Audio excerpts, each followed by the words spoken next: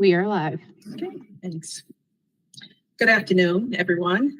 I'm Sandra Kilgore, Chair of the Planning and Economic Development Committee, and I'd like to welcome you to the December 11th, 2023 remote meeting.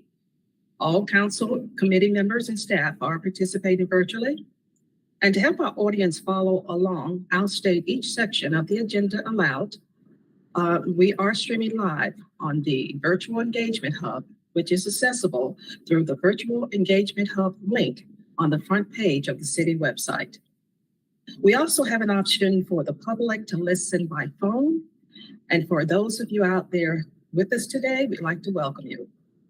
And for today's meeting, we have the option for people to call in and comment live during the meeting. And to call in and comment live, use the same number, 855-925-2801, meeting code 8187. Your phone will be muted and you will hear the meeting live. And at this point, speakers will need to push *3 to enter into the speaker queue. At this time, I'd like to do a roll call. I'd like to go through and introduce you to the committee members and staff who are participating virtually today. Council and staff, as I call your name, please say a quick hello. Councilwoman Sage Turner. Quick hello. Councilwoman Maggie Ullman. Hey, everybody. Thanks, Sandra. Assistant City Manager Ben Woody. Good afternoon. Assistant City Attorney Janice Ashley.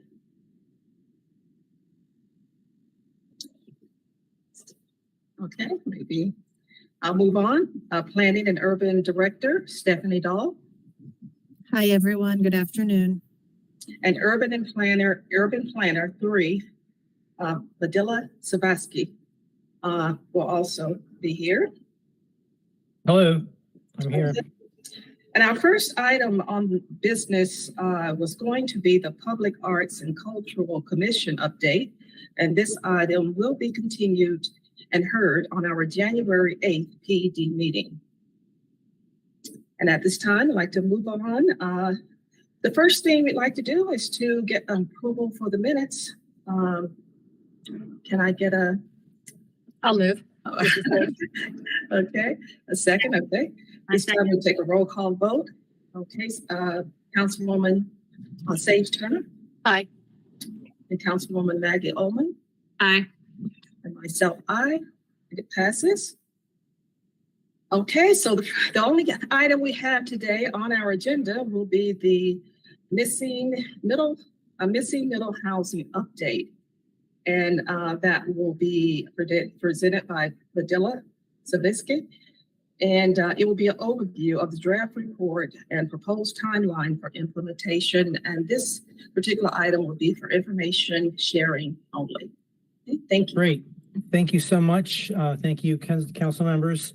My name is Vadila Savasky with Planning and Urban Design. And we are happy to announce that we have the final draft of the missing middle housing study. And I'll give you a little summary. We can go into questions. So next slide, please. We'll start with the key takeaways that we hope to bring home to you.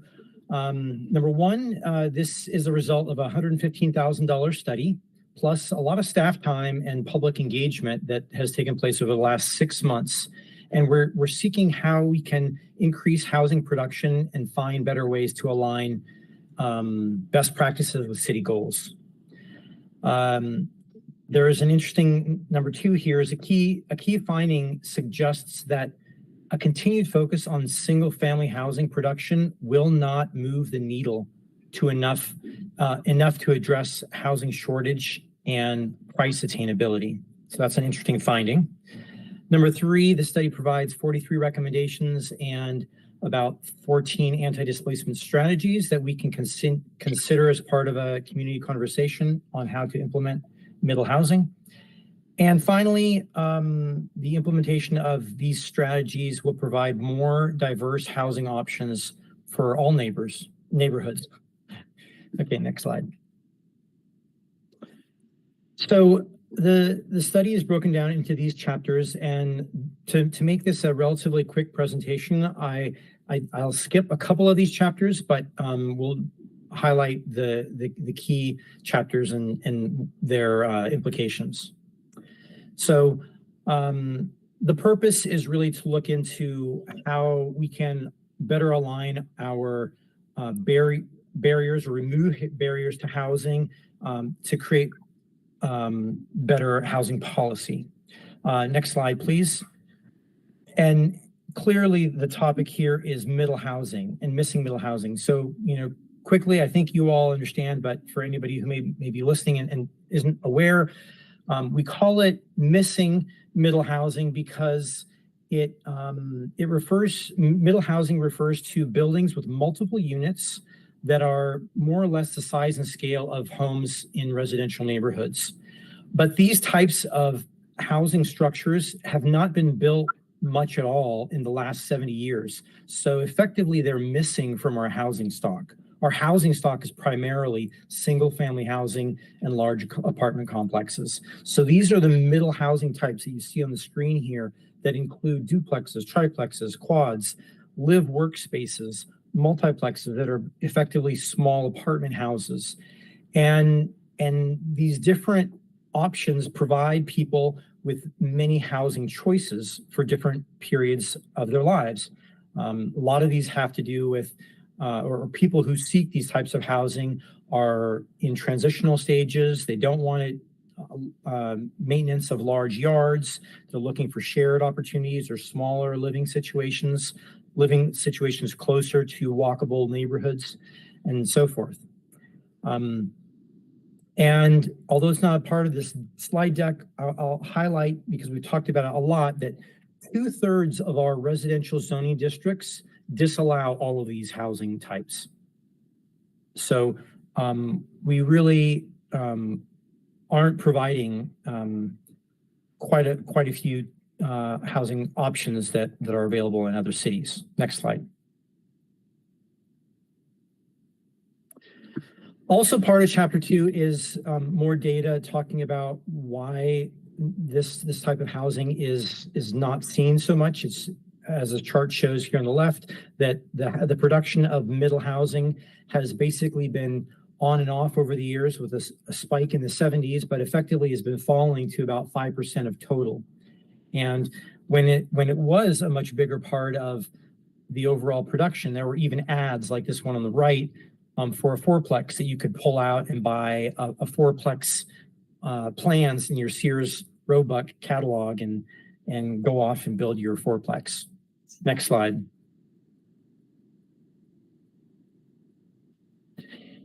Part of the study looks at the analysis, looks at the barriers to housing production. And within that chapter, they also look at the concerns that we've heard from the public. So as part of the study, we did interviews with stakeholders. We had a working group and we asked them a lot of questions. And these are some of the primary concerns. How does new construction benefit the community? How may changes to housing policy undermine tree canopy? And what if new housing units aren't affordable? Some of the key barriers that we heard are that zoning is outdated and too restrictive, that financing of multi-unit buildings can be more challenging than single-family construction. The cost of land is getting very, very high, and the parking regulations can be difficult with these multiple unit buildings. Next slide. Also part of the barriers, the consultants simplify the barriers by creating some charts. And this chart is a little bit difficult to read, but the point or the takeaway really is that they look at different zoning districts. So if we look at the first column that says RS8, there is a red X next to density maximum. And so what they're highlighting here is that there is a barrier for 4 or more missing middle housing types. And below that X, it says 1 of 9. So what they're trying to state here in summary is that 1 of the 9 middle housing types is permitted within RS8. So it gets the red X because it's a significant barrier to the many other housing options that may have been available, in a pre-war neighborhood. So that zoning district has a really strong barrier. And you can see that that in some cases, some of our zoning standards aren't barriers at all. Down below, you can see that the setbacks, primarily setbacks are not a problem. So this really helps us to focus on where we need to, orient our attention, not on setbacks. Setbacks are not a problem. Next slide.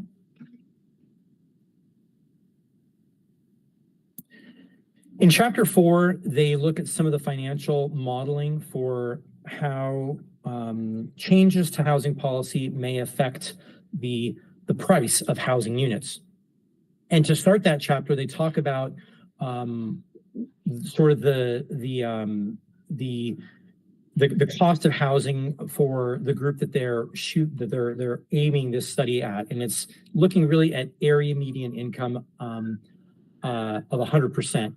So when they're looking at whether housing is attainable, this chart shows that between 80 and 120% is sort of the spectrum of the income group that we're looking at. And it's important to note for those of you who are really dialed into housing that the Bowen study that was conducted several years ago identified that the largest housing gap for housing was for this group of middle income earners. There were more than 5,600 units in shortfall. And I think a lot of times we talk about the need for affordable housing on the deep affordable levels, and that's a reality as well. But we can't forget that the largest gap is for the average worker here in Asheville. So that's what we're thinking about when they're talking about whether housing is attainable. Next slide. So they do these, what they call testing for different zoning districts. Here we have an RS8, so this is a single family zoning district. And on the left, they show a visual of what is allowed and what we expect to see in our current zoning. And the result is a single family structure, potentially with an accessory dwelling unit. And that single family structure can be 4 stories tall, which can almost be 50 feet tall. And it has really no size limits except for the side setbacks. So it tends to lead to large single family homes, typically with 3 or more parking spaces. And what they're suggesting on the right is that instead we should consider reducing the maximum size of the building by both height and potentially some of the dimensional standards, so that the building is more similar to other buildings in typical RS8 neighborhoods, but to allow more units. So they're saying, you could have a duplex or even, more, but a duplex at a minimum with an ADU. So you could have more units on that same piece of land. And what that does is it spreads the cost and brings down the overall price of every unit. And I'm highlighting here orientation to the public realm because we had a lot of feedback that some homes were being built in neighborhoods, one in particular in Shiloh that we had conversations with leaders there, where the homes were not oriented to the street. And that really sort of breaks down this traditional pattern of a relationship between the building and the building stoop and the street. Those are some considerations. They're also suggesting to allow parking reductions to make those a greater intensity work on a smaller piece of land, especially close to transit corridors and walkable communities. Next slide.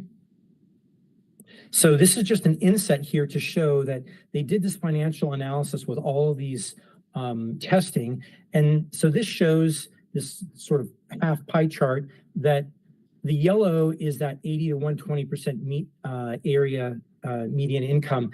And this duplex falls actually outside of that. So it's more affordable than a single family house that is off the chart on this graph, but it starts to get closer to attainability. And that's what we're after. So it may not be the most effective policy to implement this strategy itself, but it starts to show that we get more attainable units as we bring more units onto the same piece of land. Next slide. Now, this is another testing example in a different zoning district. It's a multifamily district. And what you see on the left is that with this size of piece of property, two individual single-family homes would be allowed. Again, they would potentially be up to 4 stories and would have 4 parking spaces or more. And the consultants, again, are suggesting, let's bring the size down to make it more aligned with what looks like a typical house, but to allow more units. So what that typically would do is it would make the units smaller, but it would allow more of them. And smaller units tend to be more price affordable, more attainable for those middle income families. So they're suggesting 4 units in this case instead of 2, but having a structure that looks and feels like a residential home. And next slide. And this inset, looking at the finances, demonstrates that now with this 4-plex, we are in this attainable range of 80 to 120 median income. So it works. If we do this, we can bring the pricing closer to that price that we need, that we have a huge gap for. Next slide. This is a couple other ways of looking at the same problem. On the top, you see different homes. On the far right, a detached home that under today's market will be valued at more than $1 million if it's built to this size, based on square footage. These are accurate numbers. When you get a duplex in the middle, you basically drop that sale price in half and you're also, the size of the home is cut in half. In a 4-plex, you just break it in half again. And what this chart shows is that depending on the profession type, there's a greater or less likelihood of that profession being able to buy a certain housing. So next slide. What these circles demonstrate is that for this first arrow points to the detached housing cost. You can see that only the chief executive would pay less than 30% of their income to be able to attain this type of housing. The other 2 would not be in the market for the detached home. Next slide. The duplex is closer in attainment for the registered nurse, but still really outside of what is financially feasible. Next slide. So this goes to show that really only certain middle income or middle housing types work for average workers here. And I think the key takeaways here are that 1, new construction for single family housing at this point in Asheville are beyond what is reasonable for most earners, most professionals in Asheville. And that middle housing is really only attainable to middle income earners here. Some people during this process have complained that, missing middle housing isn't about affordability. And what they mean is it's not a solution for the lowest housing needs, which is true. This is sort of reiterating that point, that this is really for middle income earners, but we need this type of housing because we don't have much of it at all. Next slide. Chapter 5 looks at the displacement risk assessment, and it starts with some demographics to highlight that there's been a pretty significant shift in the Black African-American population in Asheville over the last 10 years. And so part of what the displacement risk assessment is looking at is vulnerable populations and recent shifts. So let's go to the next slide. The assessment is based upon 3 factors.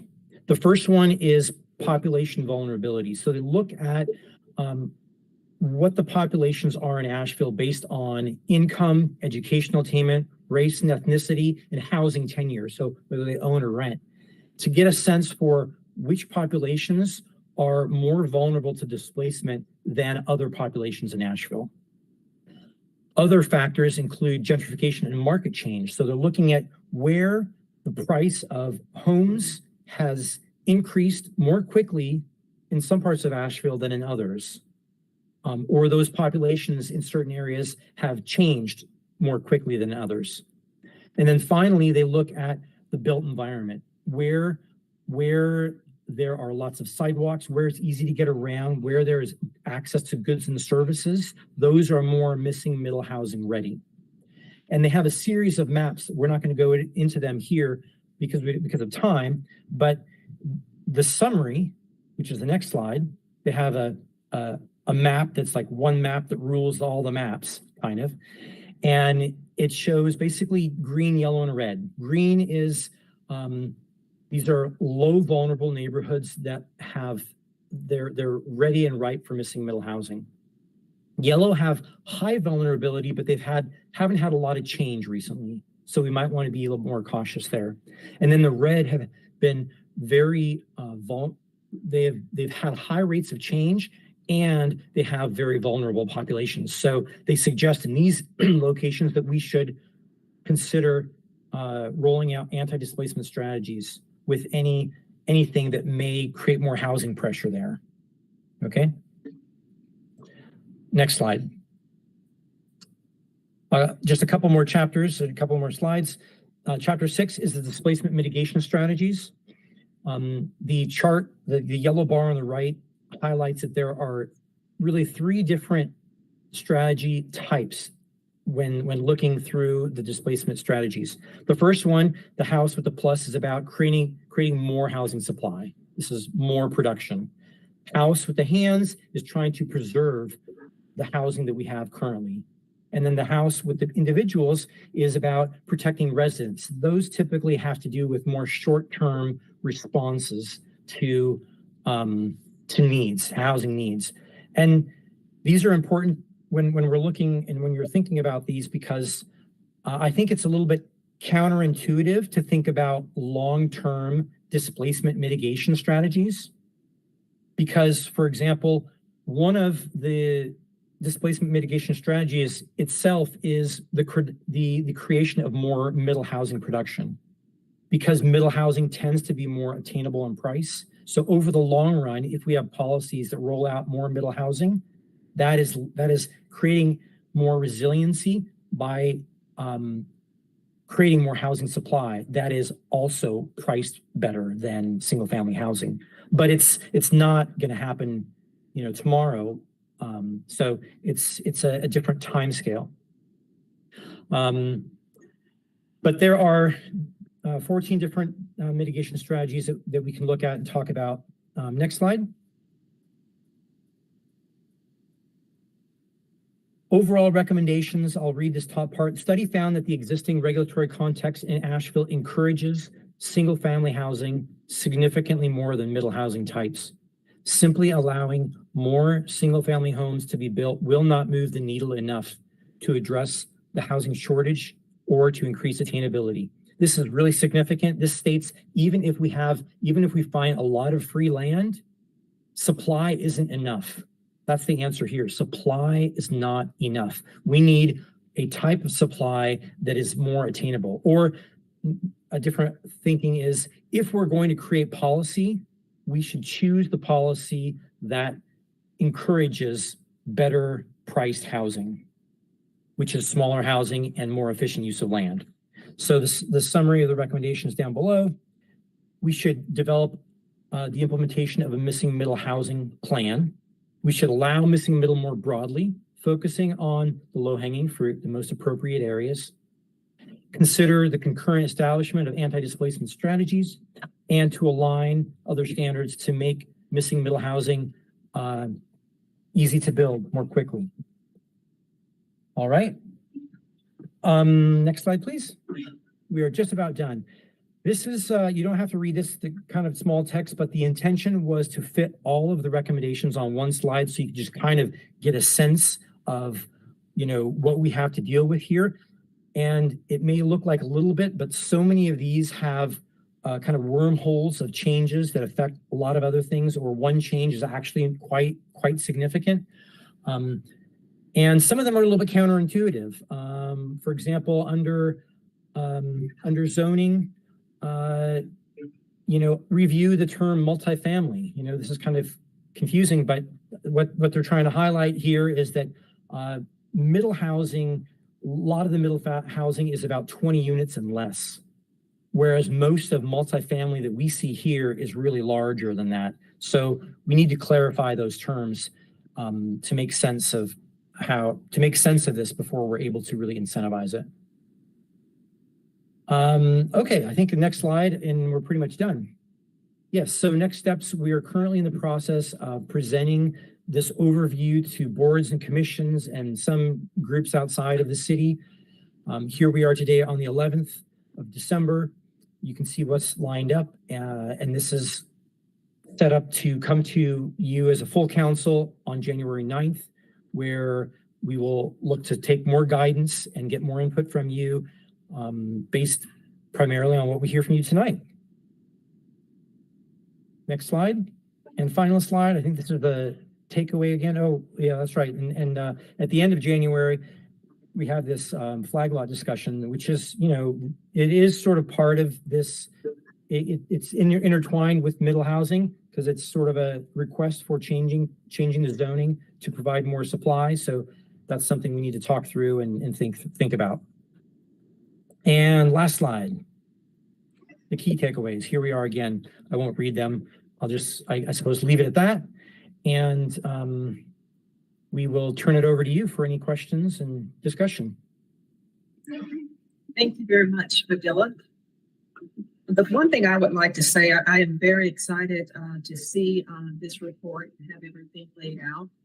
And just by listening to the report and reviewing it, I think that it addresses a lot of the problems we've had here in Asheville as far as builders. We've got tons of builders, but they tend to build the more expensive houses because we do not have the appropriate zoning, which allows them to actually expand, because basically they're looking at their bottom line, the cost of land, the cost of material. It doesn't make sense when they resell it. And these options here actually give them options where a lot of builders will be, able to build the multifamily units, and it still comes out on the balance sheet. So I'm real excited about this, and I see that you'll be presenting to the Builders Association, and I'm quite sure they'll come up with all kinds of, maybe zoning requests or options that can actually facilitate that. So thank you very much. I'm real excited about this. Do we have any other comments? I have a few comments and questions, and I have to recognize that your presentation was so enthralling that my cat wanted to watch. I don't know if you noticed, but she was intently listening to you. It was very cute.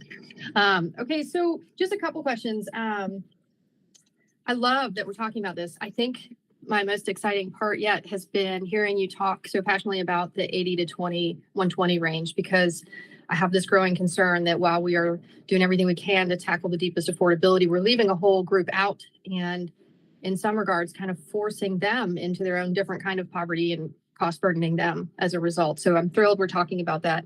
A couple things that I thought of when you were kind of discussing, like I caught in a couple projects ago that I think it was the Ingalls in South Asheville. It was saying that a commercial property backed up to residential needs a 5-foot setback. And right now, multifamily to single family needs a 15-foot setback. So when I hear you talking about setbacks, I want us to look at those too. I just didn't want that to float by, because there is actually a disparity there. I don't understand that particular part, but we're actively looking at that, just to let you know, as part of landscaping updates that will be bringing, that are recommended as part of this. But that's another part. I'm so glad that you're on this, because you did the open space. You have to really be in the weeds to see how this stuff overlaps or creates unintended consequences. So I'm really glad that you're on this, Vidila. And I think you said something about down in Shiloh, the single family house that isn't facing the street. One of the biggest impediments to duplexes I've ever heard developers say is and townhomes, two things we really want, is that requirement that they must face the street. So I just want us to just want to say that, so we open it up and we don't just immediately, put us in this box of facing the street. It should we talk about, I think. But this is awesome. I'm really excited. I hope that we can kind of I don't know how we approach such a lofty list of things. So maybe we can, I don't know how we sort through next steps or how best to give guidance to how to approach this. I know Maggie and I had a couple talking points about it earlier, so maybe she can elaborate, but just a lot of appreciation for this study in general. I'm thrilled it's finally done. I feel like we talked about it for a long time, and I'm not surprised by the outcomes, 2/3 being single family. I guess we kind of asked for it, but that's all my comments for now. Yeah, I have a couple, actually I have a lot. I'm so excited. I read this with joy, which just says a lot about me. But part of what I find so exciting about this is, one of the quotes from the author was just really well put about the way we need to work on this. It involved 3 Ps. It involved preserving existing homes that are affordable. It involves protecting people in their homes and about producing new homes. And I think that third one can be tricky sometimes in our community because we have seen that our zoning, what was the stat? In the last 5 years, only 10% of new residences were multifamily. So right now we're getting more production, but it's not attainable production because our rules largely favor single family. And, I think there's this real nice bridge that the study gave to me that middle housing types like fourplexes are actually middle income housing, that it's for that type, it's naturally more attainable than others. And so I think this is just very much taking the council goals and priorities and the community's needs and moving it forward really substantially for us to work on. I definitely have had some folks kind of chime in saying, is this far enough? Some fundamental questions that we're only looking at work at this type of housing around our commercial nodes or around our walkable commercial nodes. I think that's a fair question. And when I go back to our comp plan, that's what we've been saying. We've been saying this for a long time in our community, that we don't want density on top of town mountain. We want it near where people work. So I felt like it was very reasonable. And a plan fundamentally never goes far enough. That's not where the work is. The work is in actually starting to put some of this into our rules and make better rules and better zoning, for example. And so that's kind of what's on my mind the most is I saw the last slide of kind of next steps. I know this is going to council. I feel like I would love it to come back to us in January, because what I'm really curious about is for y'all to give us a sense of, given all the strategies, how long will it take to execute some of them versus how impactful are some of them? Because I get it that we're going to need to have probably like a budget consideration for more resources to really dig into the complexity and to have the community conversation we need for some of these. But for that, we'll have to consider it in our budget conversations this spring and then appropriate it in, July. What I would love is to hear from you all, like, what can we do now? What can we start working on through this committee so that by the time families are like summer house shopping as they're moving schools and their lives are shifting around, we know that a lot of people shift gears in the summer. What does staff think we could do through this committee now or in the next 6 months? So I don't know if my hope is that that's not like a whole term paper or like a whole consultant study to do. I think that y'all are so versed and experienced that if you're able to do that assessment of this could be worked on in 6 months, this needs some more resources, and bring that back for us to look at in January, that would just really help me digest and help me prepare to like be part of the full council conversation when this comes to full council. Well, I think as a short response, the upside of changes to zoning regulations is the cost is really the labor and thinking through and negotiating with communities. So on one hand, I think it's possible for staff to look through and have conversations with the communities that might be affected to find the lowest hanging fruit that could bring about changes. And maybe just to throw out a couple ideas, part of the recommendations call for a greater flexibility in ADU policy.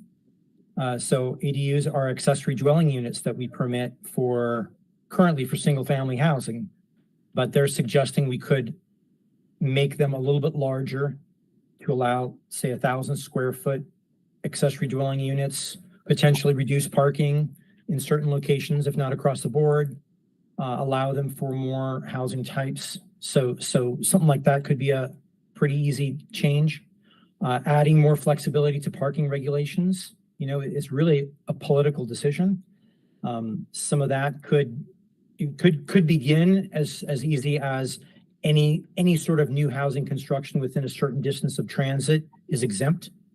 We don't have to start with just banishing off-street parking across the board. We can start with little baby steps. And I think the biggest thing that we want to make sure about is our engagement with communities that may be affected, especially how the report talks about those that are vulnerable. So, we could potentially, if you're all in agreement, meet with these groups very soon and start brainstorming with them on the strategy that we think makes sense to see if they're in agreement. And if they are, come back to you however soon is reasonable and say, we have some agreement here. They agree, we agree. Let's start with this consensus. Okay, so basically, Adela, when he was talking about those things, I think that's going to be the top thing that we probably top priority is being able to reach out to the communities and see, what is their take on what we're bringing to them and their response, because a lot of these, the things that we're talking about putting in place are changing in zoning. Basically, to me, I'm just trying to figure out, I'm just want to ask this question myself because I'm not sure. There are going to be some communities that are adverse to actually the zoning changes. And I was just wondering that process myself, how would we go about making those changes? And just how would we go about if we don't have, because we don't have to have consensus of the neighborhoods in order to make these zoning changes. So I was just wondering, how do we approach that particular issue? Because I think that's going to be the biggest challenge. I think once we get the zoning actually open up, I don't think we're going to have a problem with builders actually coming in and, putting products out there pretty quickly. I think it's just a matter of being able to work it in such a way that's fair for the communities that are impacted. Does that make sense, Padilla? And I think that neighborhood community, when you start doing those tours in the neighborhood and sort of getting, feedback as to what they're willing to, maybe work with. Mm-hmm.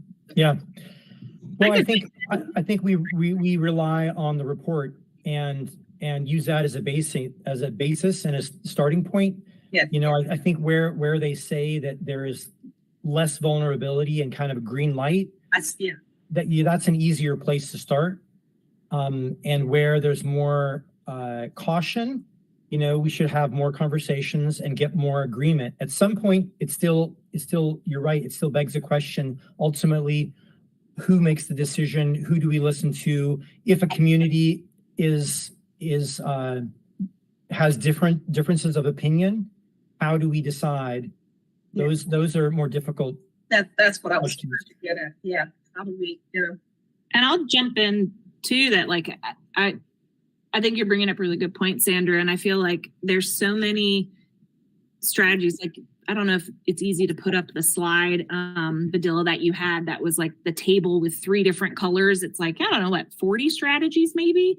And what I'm curious about is which ones we could have a thorough community conversation at all of our neighborhood associations on all 40. Right. And so I'd be curious if we could go through a process, maybe through PED, of kind of shortlisting some that we really want to dig into with communities, ones that, and, my question earlier of which one of these are quicker, which ones are harder, which are low hanging fruit. I can make some assumptions, but if staff could give us some insight onto some of these might be low hanging fruit. Some of these we need more resources for or what have you. And then it'd be interesting if on PED, we could spend time in January and February kind of shortlisting some or just kind of getting agreement on, you know what, I'm really interested in X. Could we start that community conversation? Otherwise, where would staff start? There's so many different areas here. And of course, like I have some, with the reading I've done so far in the conversations, I have some opinions on some where I'm personally interested, but I'd love to hear what you all think as other councilwomen, like what's your push? What's your pull? Like where's your curiosity, et cetera. So it could be interesting if we could work as a committee to kind of shortlist some of these that we would suggest go out into kind of the community conversation. Yeah, I like that approach, Maggie. I think it's a great idea because there are so many, which is great, opportunities to make changes. It almost seems like we need to sort them if we want it to happen in a reasonable time. Now, of course, staff input will ultimately matter, but I'm also curious if some of the input either thus far or going forward will include the development committee. I'm thinking back to when AHAC used to have a developers forum every year. And maybe AHAC, maybe the city, I'm not actually sure. Like maybe it was one of the realtors that threw it, but we participated and we had people speaking at it. And you would get interesting input, like what I shared about, well, we don't build duplexes or townhomes because they can never face this. They have to face the street and there's never lots that are big enough. So, you know, that stuff I would love to get out of this input too, because it's really impractical to go through all of this and then create more code that can't actually be built. Right. So in this particular situation, their input is probably pretty critical. Like, why are they not doing this already, even when 1 out of 7 things works in that zone? And, you know, some of the low hanging fruit, like I'll throw one out there. I am really intrigued by, I didn't read it properly. When Maggie and I were chatting earlier, this protection of mobile home communities, this overlay is really intriguing to me. I know I'm in West Asheville where there's a couple large communities that I feel like we've just all kind of watched from a distance and like prayed and waited that they would be okay and not bought up. So, and I saw it said it didn't have, maybe more research was needed. I'm not sure what the slide said, but I'd be interested in talking about some of those things. I mean, maybe it's a question back to staff. How can we help you prioritize? Because we've all been really waiting for this study. So now we're really ready to pounce, I think is what I'm hearing. When it comes to the manufactured housing overlay, I think that's a natural strategy that will be moving forward on, knowing that the Emma community has a strong interest in that.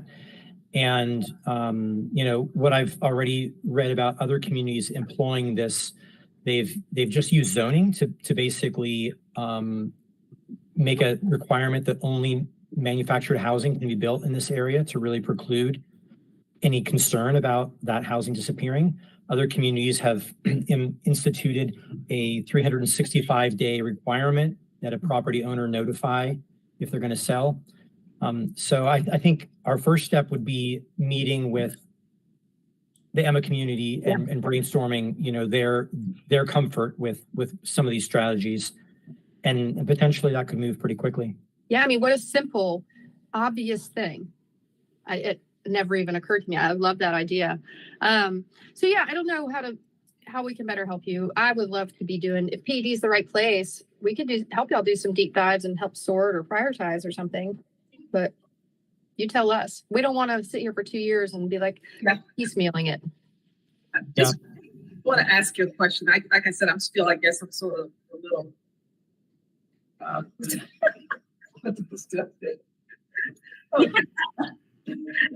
okay.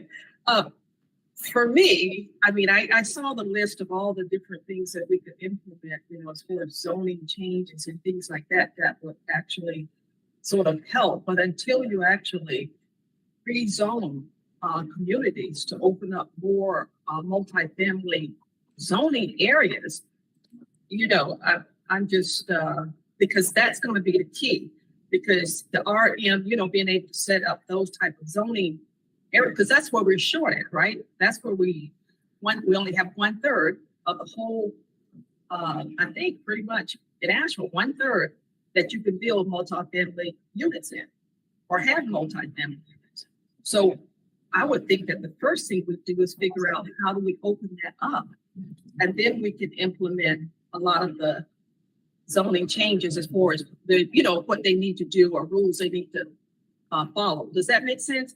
And that's my Yeah. biggest concern is how do we open up more crop land to be able to make these adjustments? But because I really believe if we do open it up, I think that you're going to have a lot of people, builders and everyone coming to actually take advantage of the opportunity. Would you say, Fidel?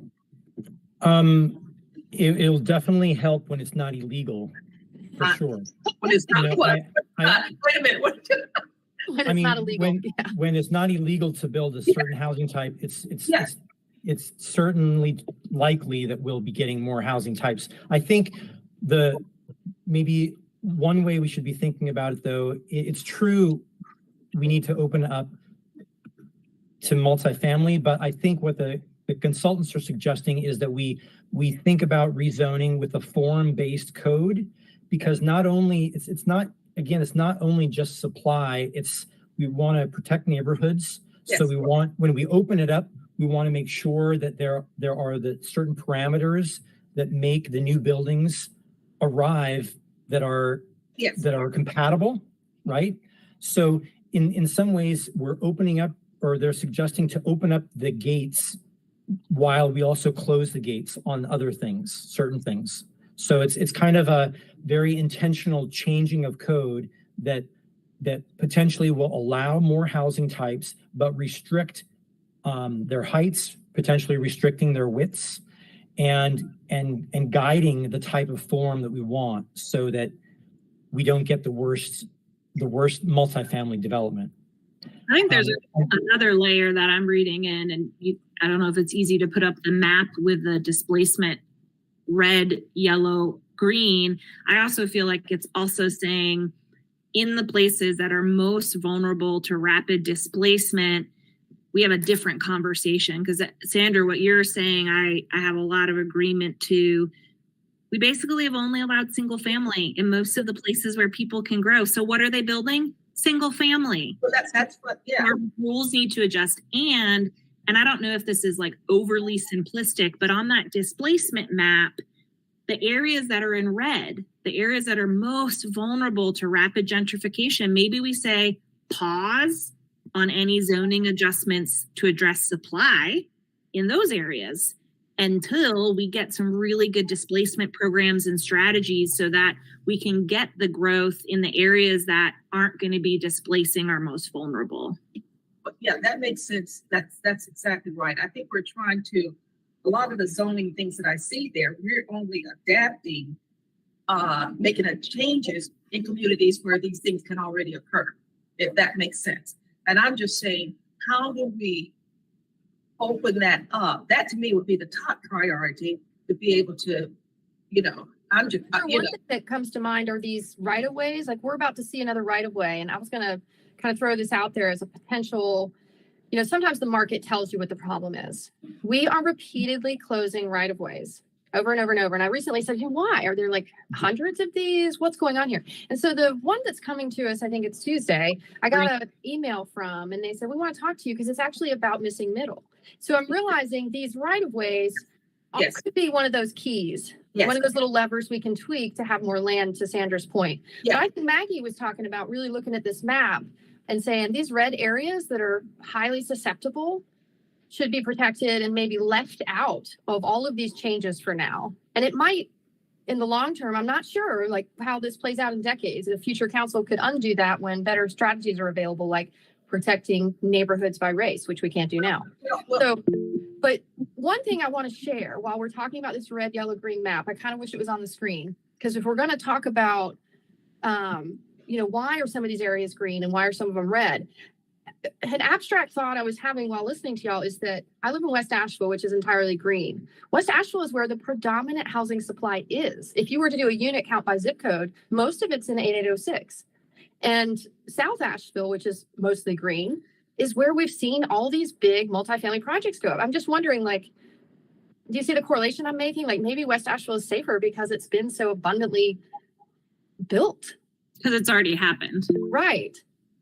I saw Steph Dahl had a point. It's probably a good one. Definitely. Steph. My point is great. It's that I'm so excited that you are just as engaged as Sage Turner's cat in this conversation. I am really thrilled that everybody is digging into this, and I almost don't want to stop because you're coming up with really good points.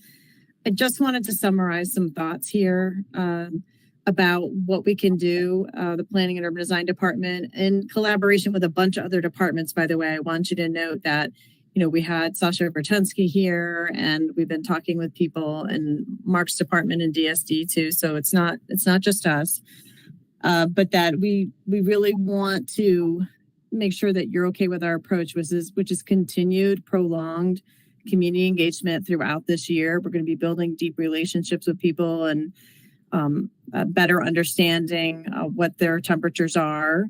We're coming to you guys very, very soon in January for full council. So that's instead of coming back to you in PED for January, I would say let's just get through council and see what the full group has for comments and feedback, and then set up reoccurring meetings, starting with a PED check-in in February that is asking for your requests or for your feedback on different implementation strategies. So we wouldn't come with a full-blown implementation plan, but we would say, these are the things we're thinking about, and maybe there's 4 questions that we're going to ask you to help us rearrange things and make sure that it works as we're moving forward. And then we just have a monthly cadence to check in on the progress and readjust things as we move along based on the environment, what's happening at council, all of that. We've got an affordable, we've got things that play into it that are not the same, right? Like, so this is about attainability, which is one of our strategies for housing overall. We've got that affordable housing master plan coming up. Once those recommendations come out, we will recalibrate again. I think Yeah, we are kicking butt in the housing world. We're doing so much work. Thank you, staff. I mean, we are really just plowing through so much work these last couple of years related to housing. All these plan updates are going to be great. It's going to gel everything. I did have one how do you question. feel about that strategy about coming on a monthly basis and using this committee for kind of a different way of looking at how we implement? And clearly we're going to nerd out on it. I mean, I had my copy printed in full color, and we're into this study. One question I had is, one of the things that it said in the study, what to create, is something I think we're already doing. Could I possibly get a follow-up over email? I've not ever gotten a concrete answer. Are we still expediting projects that are affordable through DSD? I'm looking at you, Chris. It doesn't need to be right now, but it was something we tried to set up. I remember when Ben was the director and he was coming to AHAC. But then I've heard kind of on the street that maybe it's not the case. So I just love an update on that in general. That's it. To the timeline or to the method you were suggesting, Steph, I think that's great. The only thing I would add to it is specifically how we want to be engaging, because we all know that, well, because I don't just want updates, I want to be having the conversation. It's really important to me that I have a sense of staff's perspective on what is the low-hanging fruit that we can execute before the budget year turns. People are going to be moving. I already know several families who are having to change their whole lives this summer, and they're going to be working it through. And so I want to know what I can tell them I've been working on. I want to know what the low-hanging fruit looks like.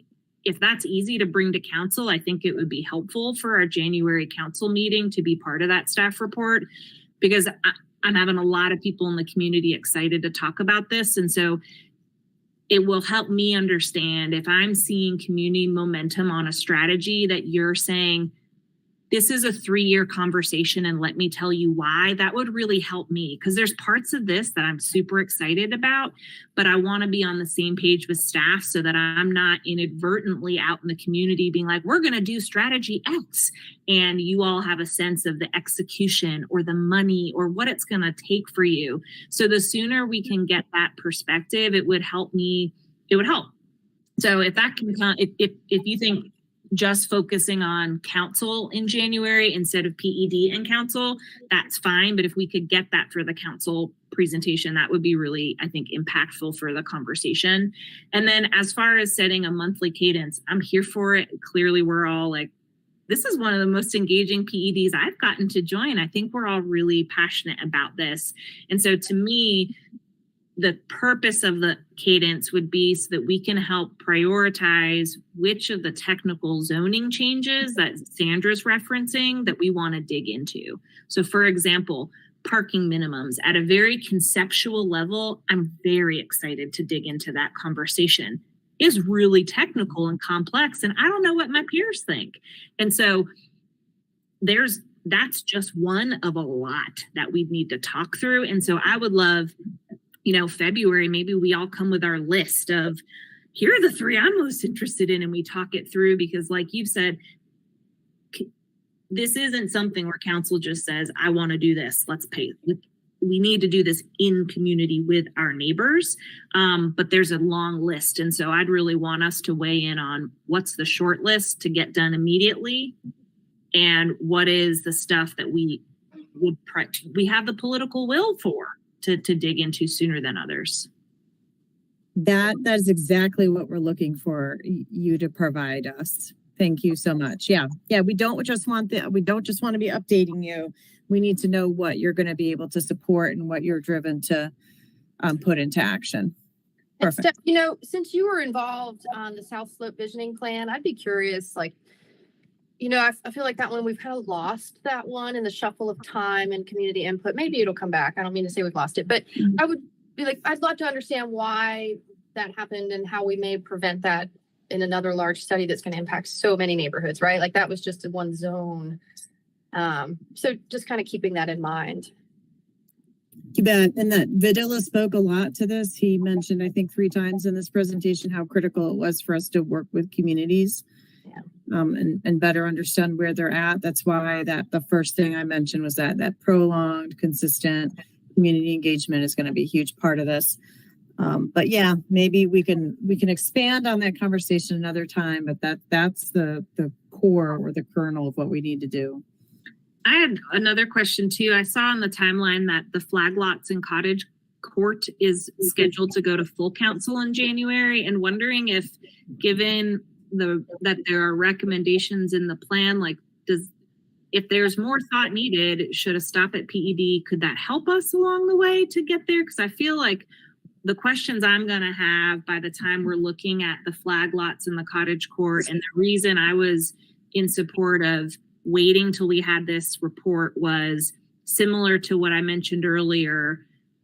I'm conceptually in favor of those type of zoning reforms, so long as we're taking into account protections for the people living in the red zones on the displacement risk. And so that is my non-planner inclination, but I feel like that's a big conversation to talk out for council. And so whether we need to have a committee stop on the way to council, or that we can have kind of a displacement assessment for those zoning measures in January. Either way, I feel like these maps are what I needed. And I don't know how much time other council women will need to kind of marry things together and work it through. It's a really good point, Maggie. Yeah, we do have on your January 9th. Is that January 9th the next PED? Yeah, it's January 9th. You do 8th. have 8th. Okay, yes, it's a week after the 1st. That's right. So you do have flag lots and cottage clusters, both a presentation from staff and also from Barry Bialik. And you're right. It's a critical conversation. I can tell you that when we met with the Legacy Neighborhoods Coalition just about missing middle housing, and had some of this conversation the other day, someone from Barry's company was there, and they did speak to them about, other potentials for that ordinance. Yeah. Cool. Good. That way we can just do some thorough deep dive and mega nerd time. I think that's a good place. Committee is a good place for that. And then that helps us prepare the other councilwomen also.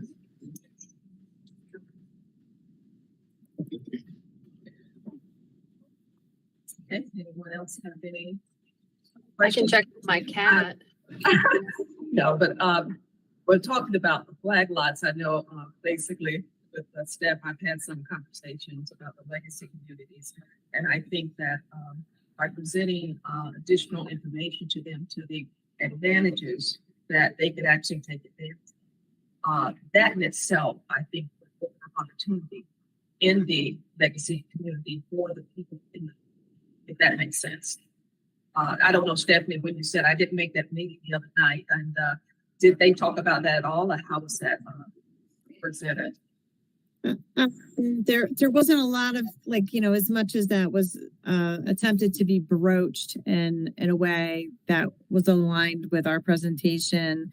There wasn't a lot of focus from the community itself on that piece. We'll say, the focus was on other concerns that they had.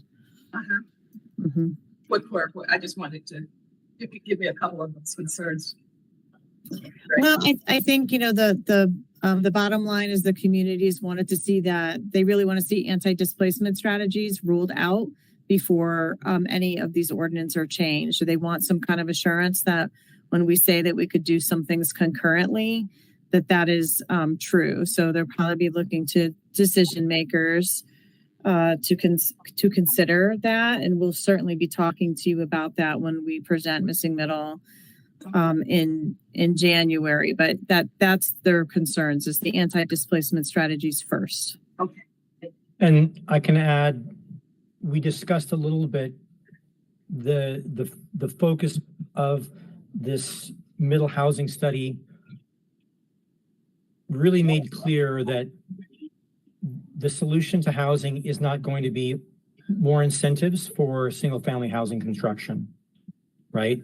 So to keep in mind, whatever policy decisions we make should reflect that. And there was some concern that we discussed about whether we should change, say, flags or the cottages in order to allow more single family housing behind single family housing, or should do other things instead. So we can get into more of this at next PED, but there's an interesting point there without getting into too much detail. Say, Quick question for future thought. Are there any locations where we're talking about kind of the manufactured home idea of only allowing those to be built there, but only allowing some existing current single family zones to have new infill that is multifamily only? Is there any of that talk, or are we just looking at, I mean, we can't really, do you know, are you following me? So that if you build Whether to disallow, like if you're a high density node on a major transportation corridor, I guess what I'm trying to say is remove single family zoning, but I was trying to say it nicer by saying you can only add multifamily. right, whether we should remove the permitted use of single family in certain areas. I don't know. That's something we can talk about. You know, I think it makes sense in certain places. You know, But it wasn't in the study. We don't allow single family in downtown, right? So, Yep. so River Arts by District. extrapolation, right, it would make sense to extend that in other places. Probably not where there is a lot of single family housing already, but I think on commercial corridors, right, we shouldn't be seeing single family there. So Did the study speak to any of that? It not specifically. It spoke to one of the anti-displacement strategies is a sliding scale FAR system, which basically is a program that allows somebody to build a single family house on a small scale. Like, let's say you could cap out the maximum size to, 1,500 or 2,000 square feet. But then you allow them to build more if they're going to build a duplex or a triplex. So you disincentivize large single family homes and make it easier to build the multi-units that we're looking at on the smaller scale. Kind of like the open space did. Right, exactly. Yeah, okay. That's great. I'm really glad your brain is on this, Badilla. Thanks. Well, even, I oversaw the small scale infill in 2017, and some of the things we did are not good. And I think we should appeal some of them, but we've learned, for example, having multiple individual structures on properties, multiple single family homes is probably not the best policy. But we've allowed that now for, quite a few years. Yep. Thank you, everybody that's been working on this. I know it's a big lift, Yeah, it is.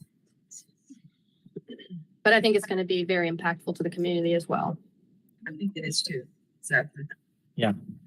Well, just as an anecdote, I met with somebody who oversaw the UDO update in 97. He worked in the city from 89 to 2003. And he told me that he told council when they made that update that it would need to be amended within 5 to 10 years because they were just trying to bring the 60s up to current. Yeah. Wow. And we haven't done that. So We you know, should be we're- zoning for 2050, you mean? apparently. So yeah, we definitely need to do this. Well, if there are no more comments, I guess we could see it. Katie, do we have anyone in the queue for public comment? Yes, we do. We have a couple. One moment. Well, just as an anecdote, Caller I ending met with in somebody who 4815, your oversaw line is the now open. UDO update in 97. He worked in the city from 89 to 2003. And he told me that he told council when they made that update that it would need to be amended within 5 to 10 years because they were just trying to bring. Seems like that was playing over the meeting. Let me try one more time. Apparently. So yeah, we definitely need to do this. Looks like we've got some technical difficulties there. I'm going to move on to the next caller and we'll go back to that caller and see if that was resolved. Caller ending in 3781. Your line is now open. You have 3 minutes. Hello, everybody. This is Barry Bialik.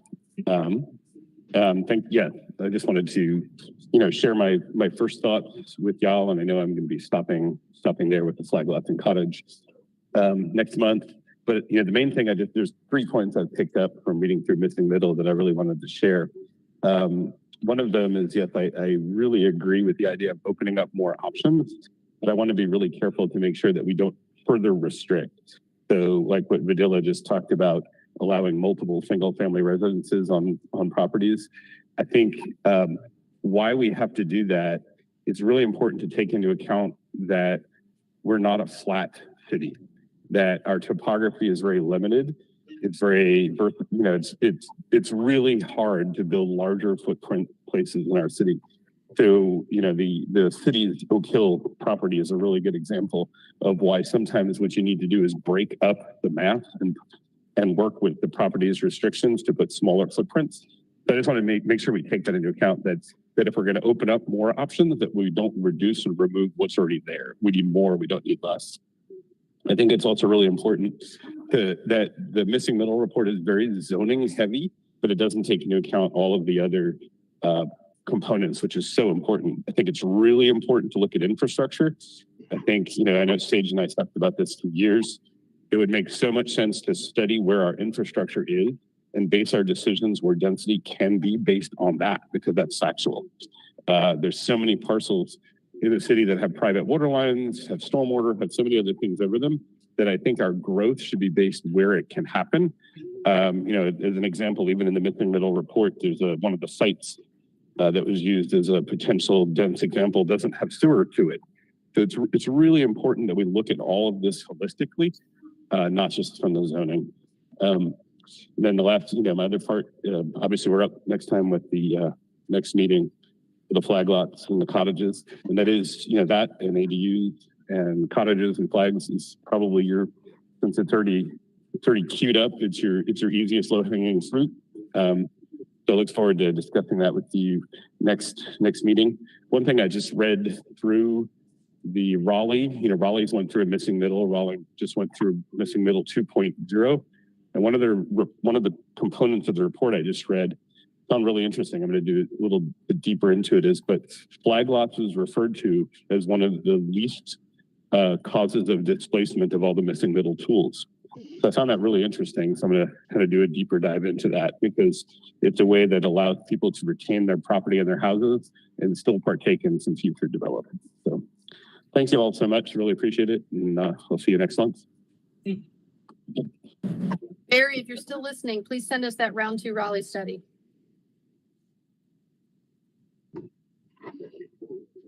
It looks like that first caller dropped off the line. Let me refresh the site to see if they came back.